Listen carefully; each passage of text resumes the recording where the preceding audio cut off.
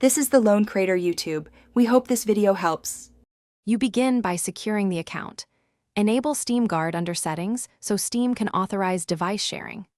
Once done, sign into the account that owns the library on the other computer and verify the Steam Guard prompt. This gives Steam a trusted device record.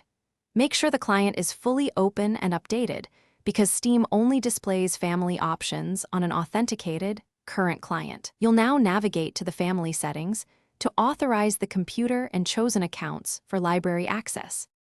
Next, you authorize sharing.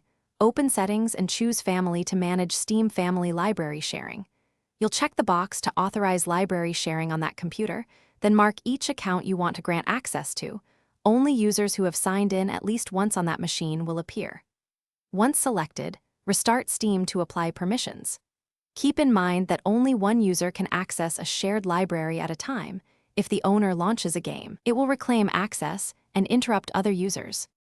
Finally, verify that sharing works by signing into the borrower account and looking for the shared games in library.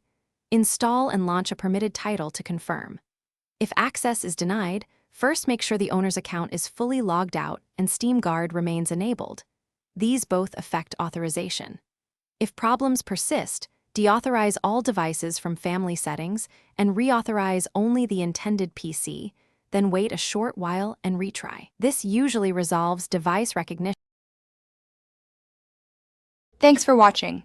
Consider subscribing if we helped you.